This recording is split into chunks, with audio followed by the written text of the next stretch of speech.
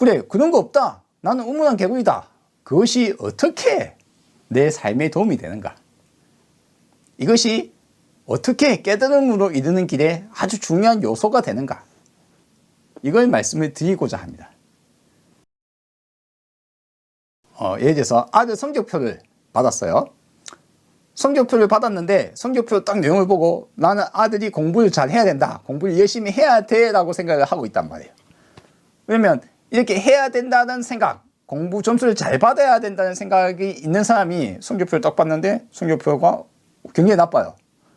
그러면 어떻습니까? 아들한테 막 화를 냅니다. 너 공부하는데 공부 안 했지? 공부는 안 하고 말이야. 맨날 놀러 다니기만 하고 말이야. 이제 이번 달 용돈 없어. 너 이제 집에 무조건 몇 시까지 들어와. 공부만 해야 돼. 라고 화를 내겠죠. 강요하겠죠.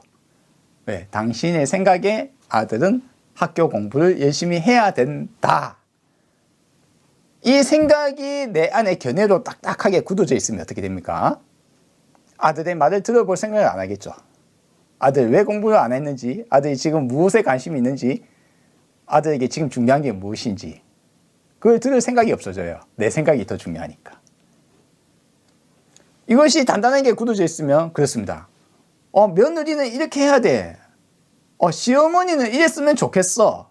남편은 돈을 많이 벌어야 되지 않을까? 아내는 내가 밖에서 이렇게 고생하는데 내한테 잘해줘야 되지 않을까?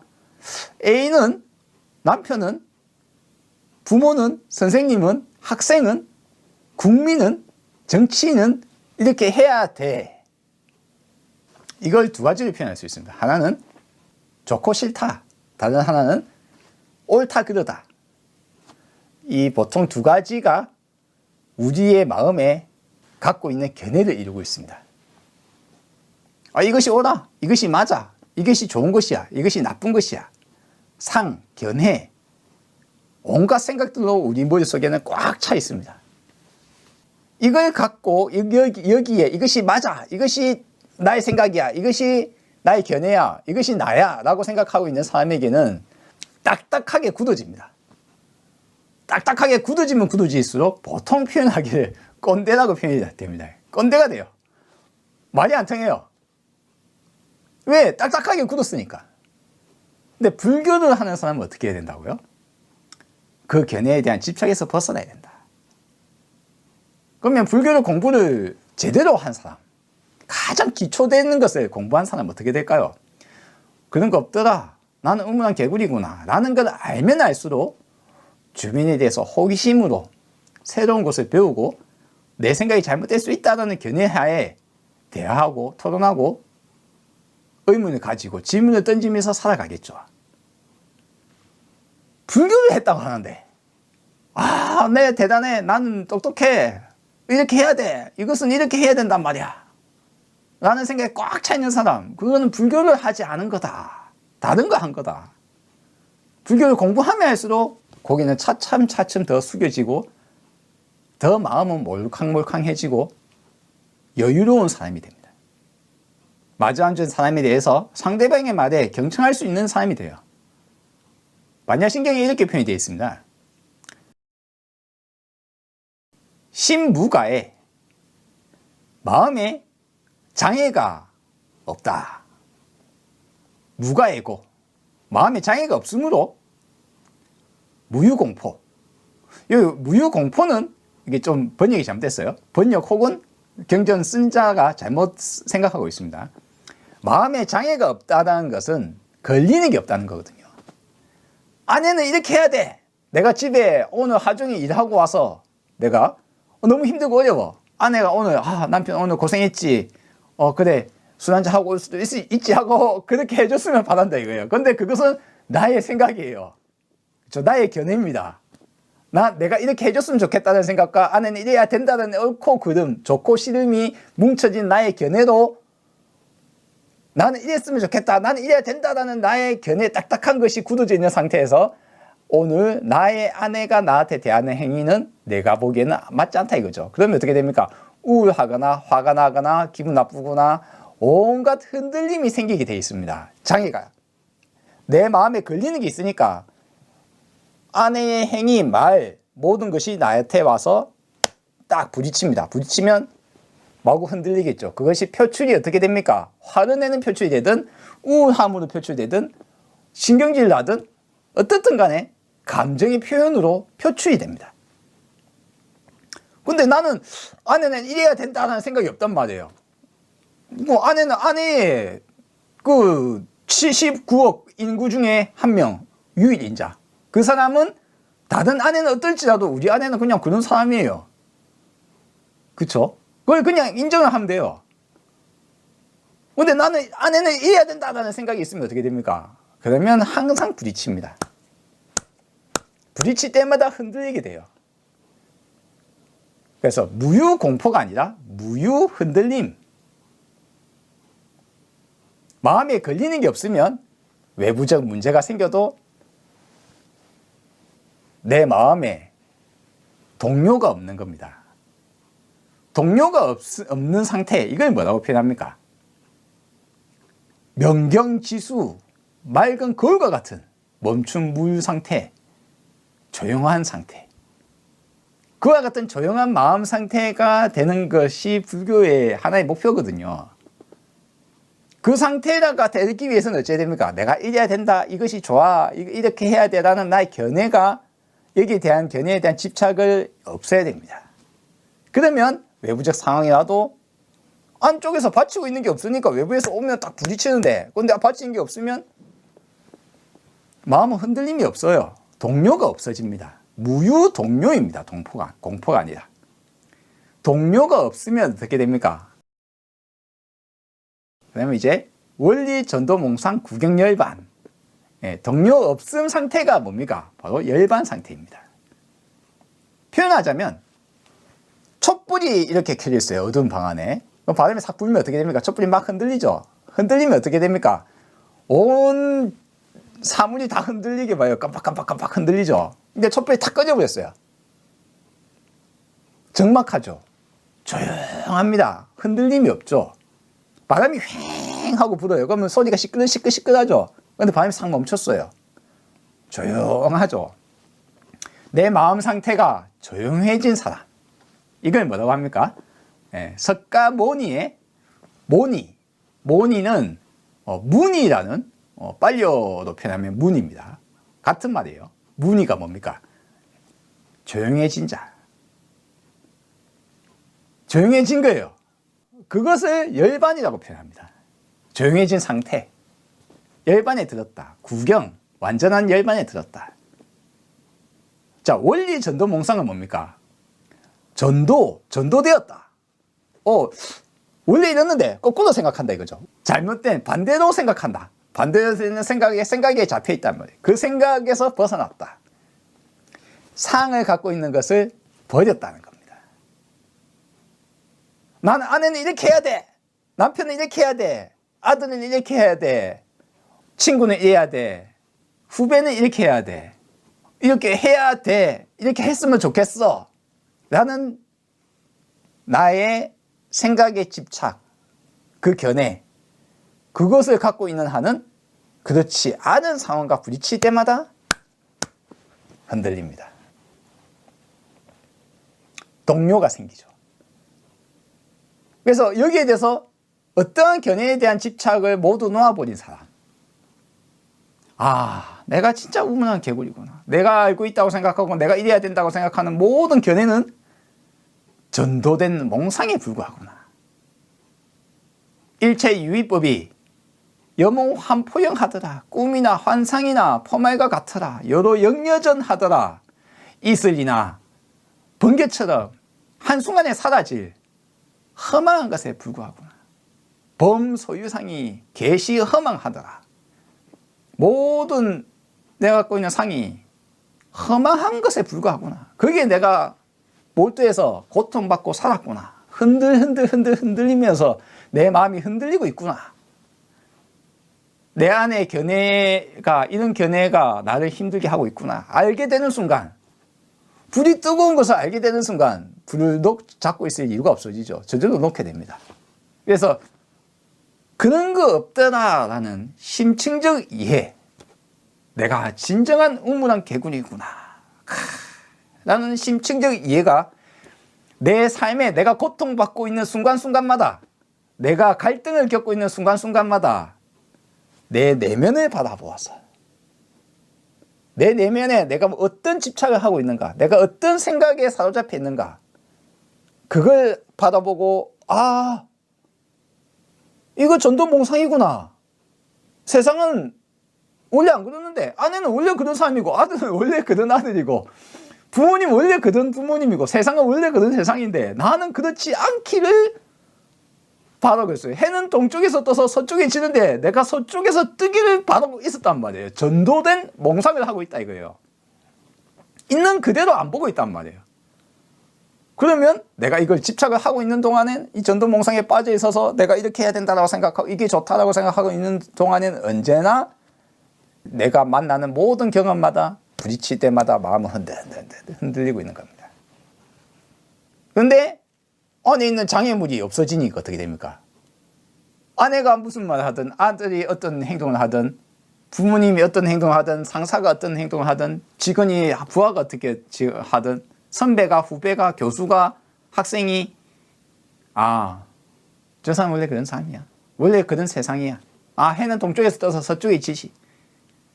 그것을 고쳐 나가거나 이것을 잘못된 것을 조목조목 이야기를 따질 수는 있을지라도 좋은 표현으로 고쳐 나가거나 이렇게 하는 게 좋겠다라고 말을 하더라도 내 마음은 내부터 화가 버럭나거나 내부터 우울하거나 내부터 막 신경질이 나거나 막 흔들리면 어떡합니까? 세상을 바라보지 못한다.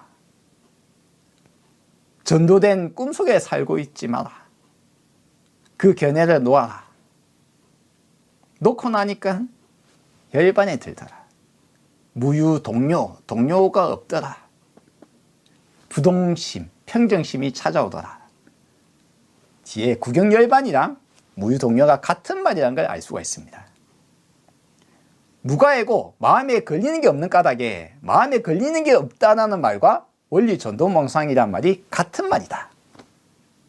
그렇죠? 전도된 몽상을 떠났다. 마음에 걸리는 것을 떠났다. 마음에 걸리는 것이 무엇 때문이다? 전도된 몽상 때문이다. 나의 견해 때문이다. 나의 견해에 대한 집착 때문이다. 내가 알고 있다고 착각하고 있기 때문이다. 나는 이랬으면 좋겠다라는 나의 집착을 놓아라. 이래야 한다는 생각을 놓아라. 절대의 정의와 절대의 선악이 없다. 그런 게 있다고 착각 속에 살고 있을 뿐이다. 내가 우물 안에서 바라본 하늘이 내가 상이라고 생각한 그 상은 내가 우물 안에서 바라본 좁은 나의 견해에서 바라본 내 경험 속에서만 바라볼 수밖에 없는 주관적인 나의 착각에 불과하다. 그것이 진리라고, 그것이 맞다고 우기지 마라. 그로 인해서 이제 마음에 걸리는 저항이, 스트레스가 사라집니다. 스트레스는, 그렇죠. 영어로 스트레스는 뭡니까? 받치는 것이 있어야 외부 힘에 저항을 하게 됩니다. 이걸 스트레스라고 해요. 정신적 스트레스는 뭡니까? 외부적 상황에 대해서 내적으로 안에 갖고 있는 것과 부딪힐 때 스트레스가 벌어집니다. 걸리는 것이 사라지면 어떻게 됩니까? 스트레스가 없다. 그냥 지나간다. 바람처럼. 있는 그대로 보게 된다. 나의 바램과 내가 옳다고 생각하는 생각이 그걸 세상에 투영을 해서 이래야 되는데 저렇게 하고 있다. 운전을 하고 있는데 갑자기 깜빡이도 안 켜고 차가 팍 들어오더라. 깜빡이 켜야 되는데 저 새끼가 막, 왜? 나는 이래야 된다는 생각이 딱 있으니까요. 물론 깜빡이는 켜고 들어야죠. 그건 당연한데, 당연한 사실은 이미 사실은 벌어졌잖아요. 그렇죠? 근데 그러면 그 사실에서 그 사람에게 잘못을 알리고 빵빵하고 하더라도 내 마음이 막 나도 모르게 막 움직이고 있다는 건 뭡니까? 내가 컨트롤이 안 된다는 거거든요. 이게 나의 견해에 불과할 뿐이다라는 사실을 알고 세상에 있는 그대로 그냥 보고 있다는 것은, 그러면 어떤 상황이 벌어져도 그걸로 인해서 내가 마음이 그냥 마구 뒤틀어지고 내가 원하지도 않았는데 우울하고, 내가 원하지도 않았는데 짜증나고, 내가 원하지도 않았는데 스트레스를 받고, 내가 원하지도 않았는데 질투심도 나고 내가 원하지도 않았는데 왜요? 내가 원하지도 않았지만 머릿속 생각은 막 뻗어지고 내 안에 있는 견해는 딱딱하게 굳어있기 때문에 자연 반사적으로 되고 있습니다. 이것이. 근데 내 안의 견해에 대한 내가 왜 지금 기분이 나빠졌는가? 기분과 감정을 통해서 내 안에 내가 무슨 견해를 집착하고 있는가? 어떤 생각을 하고 있는가? 이것을 바라보아서 내가 헛된 생각에 몰두하고 있었구나. 전도몽상을 하고 있었구나. 그냥 세상은 그래요. 역사대로 세상은 그래 왔습니다. 있는 그대로 볼 필요가 있습니다.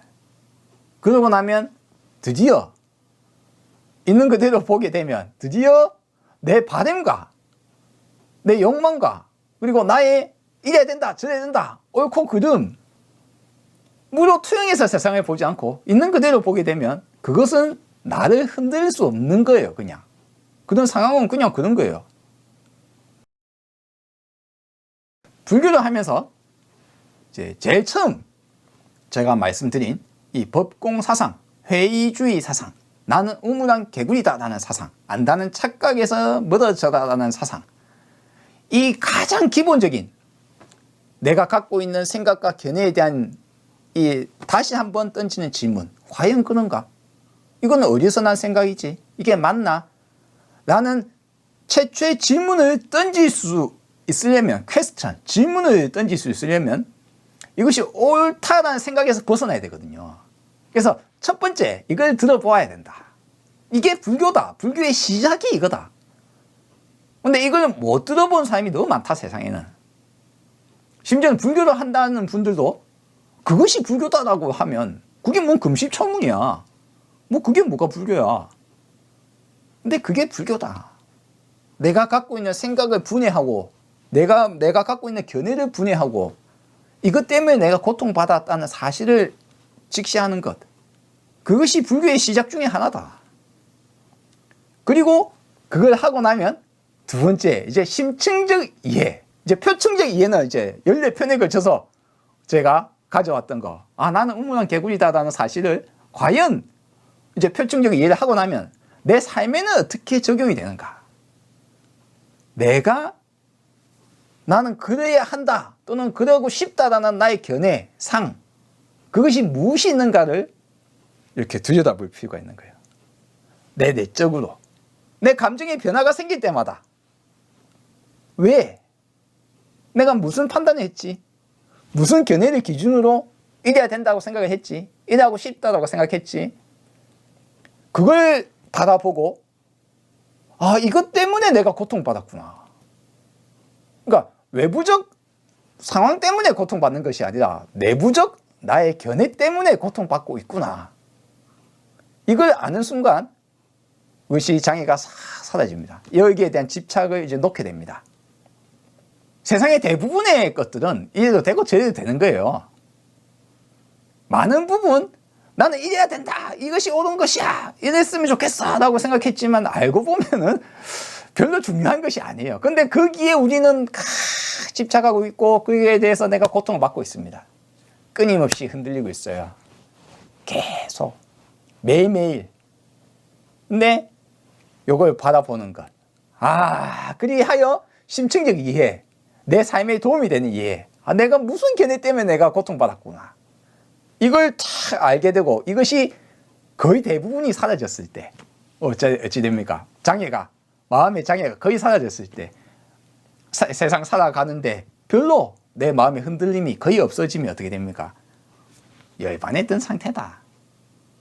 무가애고 마음에 걸림이 없으므로 무유동요, 동요함이 없어진다. 평정심과 부동심이 찾아온다. 완전한 이해가 도래할 때 과연 내가 그랬구나. 남이 문제가 아니라 불교는 내적인 것과 외적인 것으로 이게 두 개가 분리되어 있지는 않지만 일단 오늘은 내적인 이야기를 하는 겁니다. 요즘 사회용어로 내로남불이 많이 있습니다. 내가 하면 로맨스, 남이 하면 불륜. 근데 불교 공부를 할 때는 처음 시작할 때는 내 마음 공부를 할 때는 어떻게 되냐? 내불남노가 돼야 됩니다. 남이 하면 그럴 수 있지. 내가 하면 왜 그러지? 내가 왜 화를 냈지? 내가 왜 억울하지? 내가 왜 기분이 나쁘지? 내 마음에 부정적 감정에 확 뭔가 쏟아쳤을 때 왜 질투심이 일어나지? 왜 내가 기쁘지? 내 칭찬받았는데 왜 이렇게 기분 좋지? 인정을 받았는데 왜 그렇게 기분이 좋지? 기분과 감정의 동요가 벌어졌을 때 왜? 내불남노. 남은 그럴 수 있지. 그건 로맨스 맞아. 그래. 그럴 수 있어. 다른 사람들은 그럴 수 있어. 그건 그 사람들을 바꾸려고 하는 거는 뭡니까? 내 생각일 뿐이에요. 그 사람들은 그냥 그런 사람들이에요. 사회는 그런 사회예요. 자연은 원래 그래요. 해는 동쪽에서 떠서 서쪽에 집니다. 내가 서쪽에서 뜨기를 아무리 바라봤자 시간이 지나가지 않기를, 내가 나이 들지 않기를, 내가 죽지 않기를 바라봤자 나는 언젠간 죽고 내일 죽을 수도 있고 해는 동쪽에서 내일 또 동쪽에서 뜰 거예요. 물론 해가 안 뜰 수도 있습니다.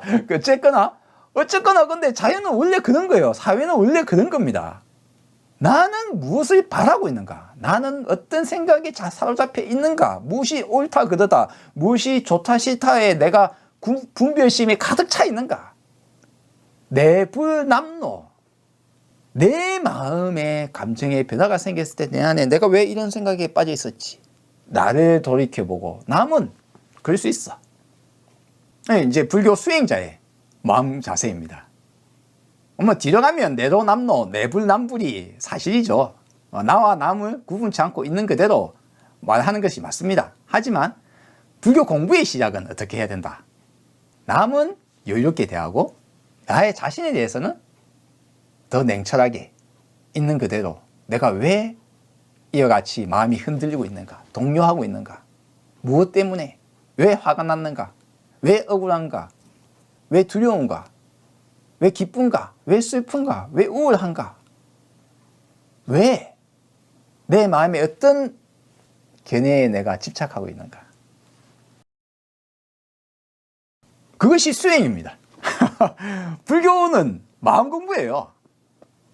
인도에 가서 몇천만 쓰면서 걷어다니면서 그게 수행이라고 이름을 붙이는 그건 말도 안 되는 자승일당. 그 조계종 승려들이 불교를 잘못 전파하고 있어요. 비불단체이자 해불단체입니다. 지금쯤 돼서는. 나라를 바로 세우기 위해서, 불교를 바로 세우기 위해서 어디에 있는 석상을 세워야 나라가 서고 불교가 바로 선다는 하는 것은 당신이나 바로 서세요. 당신이나. 당신의 마음을 바로 세우는 것이 불교를 바로 세우는 것이고, 국민의 마음을 다독여주고 사회의 잘못된 것을 고치는 것이 불교가 바로 서는 것이지, 석상을 바로 세우는 것이 불교가 조계종이 온 힘을 모아서 해야 될 목표가 돼서는 안 됩니다. 마음 공부 좀 하세요. 상월 결사 여러분, 인도에 가서 부처 사라진 지 2500년이 지난 지금에 와서 인도에 가가 부처가 걸어갔던 길을 걷는다고 수행이 되지가 않아요. 마음 공부하세요. 마음 공부. 수행은 마음 공부입니다. 오늘 내용에 간단하게 요약만 좀 해보자면 이겁니다. 그런 거 없더라 라는 이 말이 불교의 깨달음과 어떤 연관이 있는가?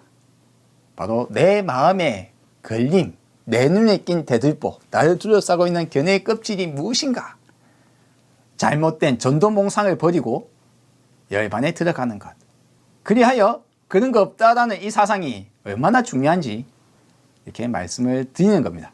자, 다음 하에서는 그런 거 없다라고 이야기했다 이거야. 꼭 그래야 된다. 이것이 정의야. 이것이 옳다. 이것이 선악이야. 라는 것은 없어. 원래 그런 건 없어. 라고 이야기를 꾸준히 해왔단 말이야. 그런데 그러면 사회의 비판은 어떻게 해야 됩니까? 비판 없는 사회는 옳은 겁니까? 화내지 말아야 합니까? 화내야 될 때는 화내야 되고, 저항할 때는 저항해야 되며, 잘못된 것에 있어서 비판할 때는 비판해야 되잖아요. 그런데 그런 거 하지 말래요. 그게 과연 불교일까요? 그래서 사회적으로 적용될 때 어떻게 해야 되는가? 우리 한번 다음 화에서 다뤄보도록 하겠습니다. 네, 다음에 뵙겠습니다.